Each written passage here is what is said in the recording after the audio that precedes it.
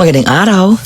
Noong nakaraang vlog natin, tayo po ay nakatanggap ng napakaraming komento dahil po sa ating balita na pension payout para sa lahat po ng ating mga minamahal na senior citizens. Visible naman po sa inyong screen, marami nagtatanong, Sir, kailan po ba ang payout dito sa Cainta Rizal? Kailan po ba ang payout dito sa Dasmariñas, Cavite? Kailan po ba ang payout sa Quezon City? Bakit wala pang payout sa Leyte? Sa Pampanga meron po ba? Fourth quarter ba ito? At marami pa po tayo natanggap ng katanungan na dapat nating sagutin ngayong araw. Attention sa lahat ng mga senior citizens. May payout release na, payout schedule, December 16, 2025. Alamin natin ang buong detalye sa balitang ito. Ang mga impormasyon na inyong makukuha ngayong araw, una, may magaganap po na payout sa social pension for indigent senior citizens sa mga barangay po na aking nare-research. Pangalawa, malalaman niyo po ngayong araw kung anong oras po kayo pupunta sa inyo pong pinakamalapit na lugar para po kunin ang inyo pong pensyon.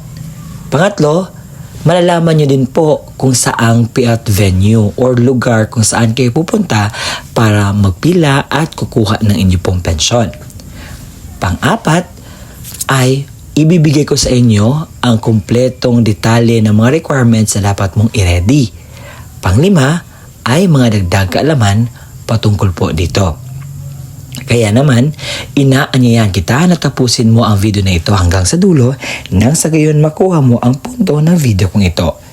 Kung ikaw ay bago pa lang sa aking YouTube channel, please subscribe dahil makakaasa ka na aking pong ibabalita ang mga dapat po malaman ng ating mga senior citizens.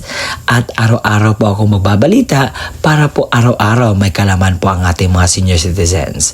At kapag tapos ka na mag-subscribe, i-bell notification mo na para maging updated ka sa mga videos na i-upload ko pa dito sa aking YouTube channel. At sa puntong ito, hindi natin papatagalin ng oras na ibigay lahat ng mga detalye ito. Sa OSCA ng Bataraza, meron po magaganap na payout sa December 16, 2025. Ito po ang mga listahan. Meron po tayong listahan at complete ocular naman po or puntahan nyo po sa inyong pinakamalapit na lugar para po sa inyo pong payout. Sa Barangay Gatas ay meron po magaganap na social pension payout sa December 16, alas 8 hanggang alas 12 po ng tanghali. At pupunta po kayo sa San Jose Covered Court dahil doon po magaganap ang inyo pong payout. Sa City of Bago, meron po magaganap po na payout sa December 16, 2025 mula alas 11 ng umaga hanggang alas 2 po ng hapon sa RTNHS Gymnasium. Sa Barangay 317, Zone 32, District 3 ay meron po magaganap na payout sa December 16, 2025. Sa Carmen po ay meron po magaganap na payout sa December 16, 2025. Umaga po ang inyo pong payout ay may 10 barangay na magpi-payout po at ang inyo pong payout venue ay sa covered court. Sa Barangay Kilala na may 58 pensioners, Barangay Kitulaan na may 169 pensioners, Barangay Pepuluan na may 33 pensioners, Barangay Lanuon na may 87 pensioners, Barangay Langogan na may 77 pensioners, Barangay Tunganon na may 142 pensioners, Barangay Tupig na may 148 pensioners, Barangay Palangalan na may 166 pensioners, Barangay Ranzo na may 175 pensioners, Barangay Kibenes na may 161 pensioners, a total of 1,216 pensioners. Sa Bagong Montalban ay meron pong magaganap na payout sa December 16, 2025 mula alas 9 ng umaga hanggang alas 3 ng hapon sa MPH Inares Center. Ang mga barangay po na mapipayout ay Barangay Balite, Barangay Puray, Barangay Macabod, Barangay Masca, Barangay Rosario, Barangay San Isidro at Barangay San Rafael. Sa Barangay Maaw Community ay meron pong magaganap na payout sa December 16, alas 9 hanggang alas 2 po ng hapon at ito po ay magaganap sa Barangay Maaw Auditorium. Panawagan po para sa lahat ng mga social pensioners sa lugar ng Orduha Covered Court dahil meron po magaganap na payout po sa inyo sa Barangay 173 sa December 16, 2025. Magsisimula po ang inyong payout alas 12 ng tanghali hanggang 1 ng hapon. May payout po na magaganap sa Plaza Parang Sulu sa December 16, 2025. Sa umaga po ang Barangay Pangan, Barangay Payuhan, Barangay Piyahan, Barangay Poblasyon, Barangay Saldang, Barangay Silangkan, Barangay Tamating.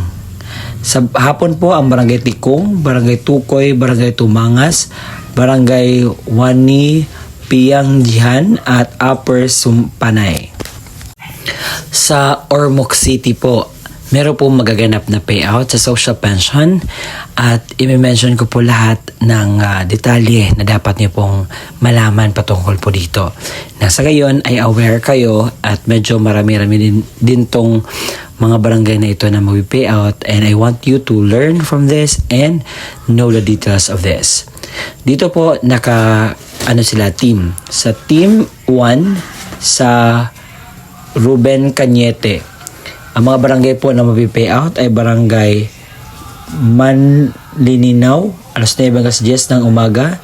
Barangay Leonor, alas 10:45 alas 11:30 ng umaga. Sa Barangay Nueva Sociedad, alas 11:45 alas 12:45. Barangay Mason, alauna alas 2 ng hapon. Sa Barangay Esperanza, alas 2:15 hanggang alas 3 ng hapon. Sa Barangay Green Valley, alas 3:15 hanggang alas 3:45 ng hapon. Sa Barangay San Vicente, alas 4 hanggang alas 4:30 ng hapon. Sa Barangay Dumunar, alas 4 hanggang alas 5 ng hapon. Sa Team 2, sa Kathia, sa Barangay Mabato, alas 8:45 hanggang alas 9:45 ng umaga. Sa Barangay Curva, alas 10 hanggang alas 12 ng tanghali. Sa Barangay Libertad, alas 12:20 hanggang alas 3 ng hapon. Sa Barangay Airport, alas 3:15 hanggang alas 5 ng hapon. Sa Team 3, ang Annalyn. Sa Barangay San Juan, alas 8:40 hanggang alas 10:30 ng umaga. Sa Barangay Margen, alas 10:45 alas 1 ng hapon. Sa Barangay Licuna, alas 3 hanggang alas 4:30 ng hapon. Sa Barangay RM Tan, alas 8:45 hanggang alas 10 ng umaga. Barangay Liloan, alas 10:20 hanggang alas 1 ng hapon. Sa Barangay Lao, alas 1:30 hanggang alas 4:30 ng hapon. May payout po sa December 16, 2025 sa Saraet, alas 8 ng umaga po. Sa Barangay 172 Orduha Covered Court, meron po magaganap na payout sa December 16, 2025. Alas 11 ng umaga hanggang alas 12 po ng tanghali. Meron pong magaganap na payout sa December 16, 2025 sa alas 8 hanggang alas 5 ng hapon sa Municipal Auditorium sa Barangay Barat. Meron pong magaganap na payout sa Barangay Pitugo sa December 16, 2025. Pupunta po kayo sa Barangay Hagunoy, Taguig City sa alas 12 hanggang 1 ng hapon po magaganap. May magaganap po na payout sa Caloocan. Lahat po marami nagtatanong dito. At ito po ang payout na ito ay magaganap po sa December 16, 2025. Tuesday at sa Orduha Covered Court po magaganap. Sa alas 10 hanggang alas 11 ng umaga ang Barangay 167. Sa alas 11 hanggang alas 12 ng tanghali ang Barangay 168, 169 at 170. Sa alas 12 hanggang 1 ng hapon sa Barangay 173 at Barangay 174. Sa launas 2 ng hapon ang Barangay 171. May magaganap po na payout sa Hijilaling Memorial Center or Plaza Poblacion Parang sa December 16, 2025. Sa covered court po ng Barangay Maligo, Pualas, Lanao del Sur ay meron po magaganap na payout sa December 16, 2025. Sa morning po ito mga barangay na magpi-payout. Barangay Bulinsong, Barangay Diamla, Barangay Yadongan, Barangay Ingod, Barangay Lumbak, Barangay Maligo, Barangay Masao, Barangay Nutong, Barangay Talambo Poblacion, Barangay Tumarumpong. Sa afternoon, ito po ang mga barangay na payout. Barangay Basagad, Barangay Badak, Barangay Bualan, Barangay Rumagundong, at Barangay Tamlang. Sa Barangay Mambalili, meron po magaganap na payout sa Mambalili Covered Court sa December 16, 2025, alas 8 ng umaga. Ngayon po ay dadako tayo sa probinsya ng Surigao del Sur sa munisipalidad ng Madrid dahil meron po magaganap na payout sa mga barangay na ito. Barangay Magsaysay na may 137 pensioners. Barangay Panayugon na may 105 pensioners. Barangay Sungkit na may 62 pensioners. Ang inyo pong payout ay alauna ng hapon magaganap sa Magsaysay Covered Court. Meron pong magaganap na payout sa Pisaon Pisaan sa December 16, 2025 sa Barangay Gym ng Barangay Pisaan SFADS. May magaganap po na payout sa Silvino Lubos Senior Citizens update sa December 16, 2025 at ito pa ay 4th quarter na payout. Sa morning po, Barangay Poblacion 1, 2, and 3. Sa afternoon naman ang San Antonio, Ginagasan at Kababayugan. May magaganap din na payout sa Barangay 581, Zone 57, District 4, Sampaloc, Manila sa December 16, 2025, alas 10 hanggang 5 ng hapon sa Barangay Hall. Sa CSWDO ng Himamaylan, meron po magaganap na payout sa December 16, 2025. Medyo marami din ng mga barangay na ito, kaya bear with me. Sa Barangay Agisan na may 55 pensioners, Barangay Mambagaton na may 55 pensioners, halos sila lahat 55, no? Sa Barangay Saraet na may 55 pensioners, Barangay Talaban na may 55 pensioners. Ang oras po lang yung payout alas 8 ng umaga hanggang alas 4:30 ng umaga sa City Hall Ground.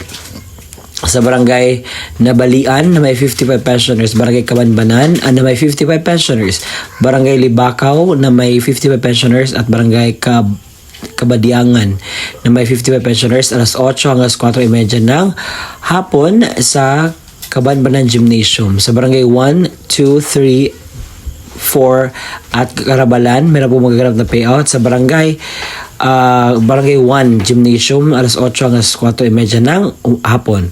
Sa Barangay Karajuan, San Antonio at Mahalang na may 55 pensioners each, alas 8 hanggang 4:30 ng hapon sa Karajuanan Covered Court. Sa Barangay Tuoy, Barangay Suay at Barangay Benavista na may 55 pensioners each, alas 8 hanggang 4:30 ng hapon sa Tuoy Covered Court. Magaganap po ang inyo pong payout. Sa Madrid pa rin sa probinsya ng Surigao, sa Barangay Patong-Patong na may 117 pensioners at Barangay Quirino na may 257 pensioners, alauna ng hapon sa Quirino Gymnasium, Quirino, Madrid, Zamboanga del Sur.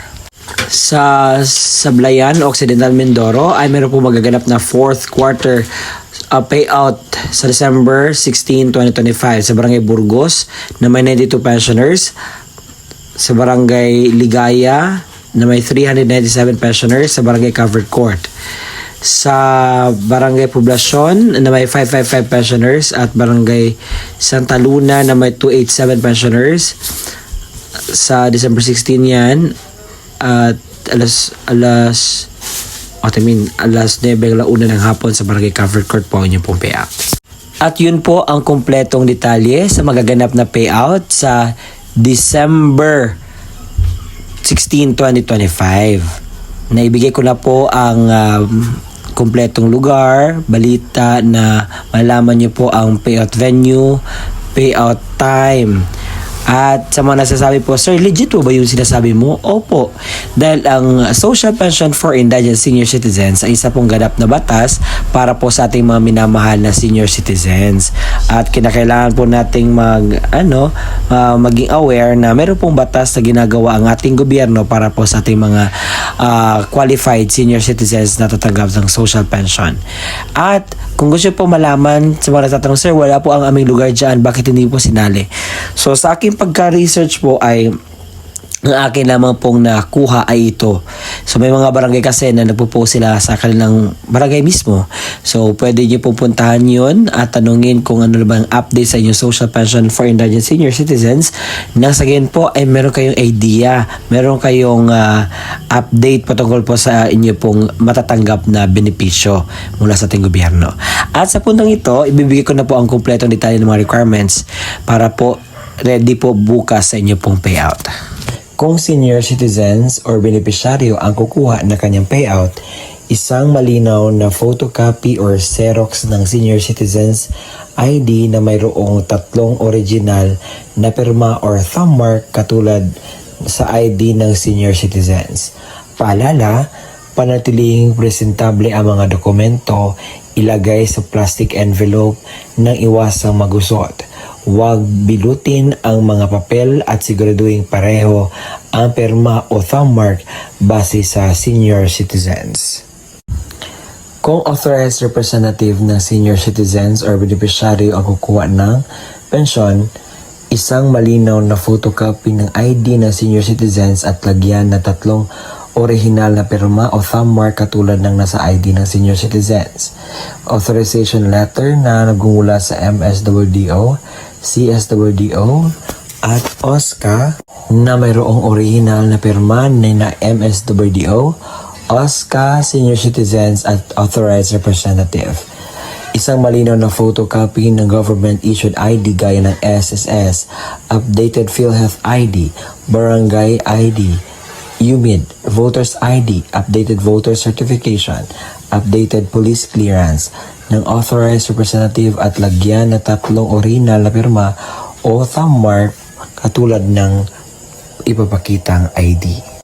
Paalala, siguraduhin pareho ang lagda thumb mark ng senior citizen, beneficiaryo at authorized representative base sa kopya ng government-issued ID na presenta. Kumpletuhin ang mga hinihinging lagda, thumb mark sa authorized letter, iwasang magusot at huwag bilutin ang mga dokumento. Kung namatay na ang beneficiaryo, isang malinaw na Xerox ng ID ng pensioners, warranty letter na nagmula sa MSWDO, CSWDO o OSCA na may pirma ng MSWDO, Xerox ng death certificate ng beneficiaryo na mayroong serial number, isang malinaw na photocopy ng government-issued ID gaya ng SSS, updated PhilHealth ID, updated barangay ID, UMID Voters ID, updated voter certification, at updated police clearance ng authorized representative at lagyan na 3 original na pirma o thumb mark katulad ng pinapakitang ID. Paalala, kumpletuhin ang mga hinihinging lagda o thumb mark sa warranty letter at iwasang magkusot at huwag bilutin ang mga dokumento. Kung wala ang death certificate, kinakailangan ng certificate mula sa MSWDO, CSWDO na nakasaad ng pagpatunay na ang beneficiaryo ay patay na at kasalukuyang inasikaso ang death certificate. Huwag kalimutan magdala ng inyong ballpen na itim, payong at saka tubig. At kung meron na doon na po kayo sa payout, kinakailangan niyo pong gawin ito. Kinakailangan kumain muna kayo before pupunta sa payout. Magdala ng sariling ballpen, inumin at gamot kung kinakailangan. Baka pagdating po doon ay medyo mas ready tayo para maiwasan natin ang mga darating pang mga sakuna. At ang gagawin niyo po is magpila po, sumunod sa mga alituntunin ng payout. At yun po. At yun po ang kumpletong detalye na ating nalalaman ngayon.